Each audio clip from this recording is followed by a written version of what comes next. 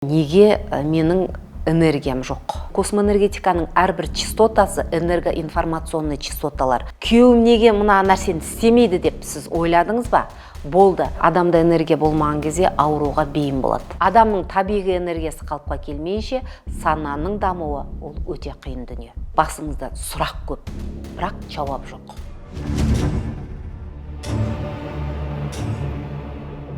Қазіргі кезде актуальный тема бұл адамдарда неге менің энергиям жоқ.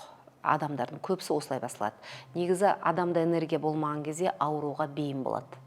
Енді мен айтар едім, энергияны қазір көтерудің әртүрлі тәсілдері бар. Мысалы, суцай ғылымында азанда ерте тұрып жүр деп жатады. Басқасында азанда ерте тұрып зарядка жаса дейді. Иә, бұның бәрі жаңағы физикалық дененің тәртібін қалыпқа келтірген кезде адамның санасы оянады деп айтып жатады. Иә, бұл да өте жақсы дүние. Но бірақ космоэнергетикада бұл нәрселердің бәрін өзінің частоталарымен істелінеді. Өйткені азанда да жүргенмін, зарядкамды істегем, кей кезде қашанғы бұл нәрсені істей берем деген өзіме сондай вопростар келетін да. Енді мен осы космоэнергетикаға келгенде түсінгенім, адамдарда не үшін энергия жоқ? Бірінші осыны жақсылап тыңдап алыңыздар. Энергияңыз жоқ па? Демек басыңызда сұрақ көп, бірақ жауап жоқ. Вроде істеп атқан нәрсең жоқ, энергияң болмайтындай, шаршайтындай, бір жер қазып атқан жоқсың, басқа тірлік істеп атқан жоқсың, но энергияң өмір жоқ, жата бергің келеді. Значит, не болып жатыр? Адамның басында сұрақ көп, жауап жоқ. Бұл бірінші. Екінші, бұндай жағдайда энергия болмаған кезде адамды жалқаулыққа әкеп тірейді. Сондықтан любой басыңызға вопрос келді ма, соның ответін тауып үйрену керек. Қазір дәл менің осы видеомды тыңдап отырған, бұл сонда космоэнергетика деген қандай сала, сонда бұл не істейді деп қазір өзіңізге сұрақ қойдыңыз ба, болды. Сіз бұның ответін таппайынша, сізде уже утечка энергия болады. Қалай утечка энергия болады? Сіздің миыңыздағы, басыңыздағы миыңыз осы ответті тауып беремін деп іздейді. Іздеген кезде сізден уже энергия слив бола бастайды. Күйеуім неге мына нәрсені істемейді деп сіз ойладыңыз ба? Болды. Сізде екінші энергоцентр деп бізде айтылады, иә, сол жарылады, сізде поле жарылады, сізден утечка энергия кетеді. Сондықтан любой сұрақ келген кезде сұрақтың ответін тауып үйрену керекпіз. Ал оның ответін қалай тауып жатамыз? Ізденеміз, білім іздейміз, оқимыз.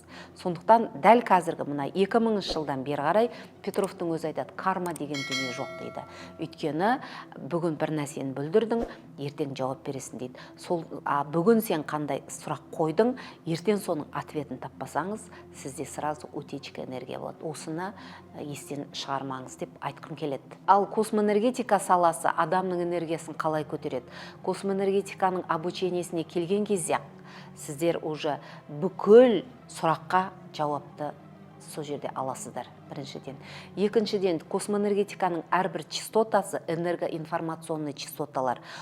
Частоталарға сіздер бір шаршап тұрсыз, әлсіреп тұрсыз, ауырып тұрсыз. 20 минут космоэнергетиканың бір каналына тұрғанын кезде сізде сана, бейсана, түп сана полностью тазаланады.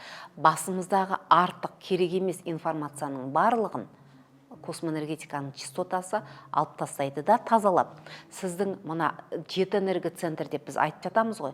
Осы 7 энергоцентрді қалыпқа келген кезде сіздің көзіңіз шайдай ашылады да, кез келген перденің ар жағында не тұр, осының нәрсені сіз сразу білетін боласыз және сезетін боласыз. Осылайша сіздің энергияңыз автоматом қалыпқа келеді да, сіз шаршау деген дүниені білмейтін боласыз. Өйткені мен өзім осы канал космоэнергетикаға келерде менде дым энергия жоқ. Сәл жаңағы көпшіліктің арасына кіріп шықсам ауырып қалатын адамның біреуі болатынмын. Бүкіл ответті мен сұрақтың жауабын тапқан кезде барып, менің энергиям қалыпқа келді. Оға дейін мен бүкіл нәрсемен алысқан адамын. Сол кезде мен түсінгенім, бұл частота адамның табиғи энергиясын қалыпқа келтіреді. Адамның табиғи энергиясы қалыпқа келмейінше сананың дамуы ол өте қиын дүние. Мен негізі менде жаңағы инстаграмдағы отырған оқырмандарымның көбісі айтады, сіздің осы прямой эфиріңіздегі әңгімелеріңізді, космоэнергетика туралы айтқан нәрселеріңізді дейді, тыңдағаннан кейін дейді, энергиям көтеріліп жатады дейді. Неге? Өйткені осы айтып отқан дүниенің ішінің өзінде, жаңа прямой эфирлерінің өзінде мен көптеген сұрақтардың жауабын беріп, адамдар сол жерден жауапты алып жатады. Сол кезде адамның энергиясы автоматом көтеріледі. Ал енді космоэнергетиканы игермей-ақ жаңағы қалай менің энергиямды турласам болады деген адамдарға мен айтпаймын, азанда ерте тұрда жүр, немесе азанда тұрда зарядка жаса, тұз суға шомыл. Оның бәрі полияны тазалайды, мен оған таласым жоқ. Бірақ деген дүние бар. Әулиеге барыңыз мақұл, ол жерден де жақсы болып келесіз. Басыңыздағы сұрақтың жауабын таппайынша, сіздерде ешқандай энергия восстановление болмайды. Сондықтан қазір мен сізге бірақ техника айтам. Басыңызды алып, алдыңызға қойыңызда, қақпағын ашыңыз, ішінде қандай сұрақтар бар. Алыңызда соны жазыңыз. Қандай нәрсеге жауап таппай жүрсіз? Неге менің өмірім бұндай болып жатыр? Неге менің анам бұлай істеді? Неге менің мына жігітім бұлай деді деген сияқты. Сол сұрақтың барлығын алыңызда қағазға жақсылап жазыңыз. Сөйтіп жазыңызда қасына соның ответін іздеңіз. Ответін іздеп, барлығының ответін тауып жазасыз, сол кезде сіздің энергияңыз көтеріледі. Соның ответін алып, басыңызға салып, қайтадан қақпағын жауып, басыңызға қойып алыңыз. Мен осы нәрсені ғана сіздерге айта аламын. Ал енді энергия көтерудің, бүкіл сұрақтың жауабын табудың, энергия көтерудің ең мықты, ең үлкен, ең бірінші әдісі бұл космоэнергетиканы оқу.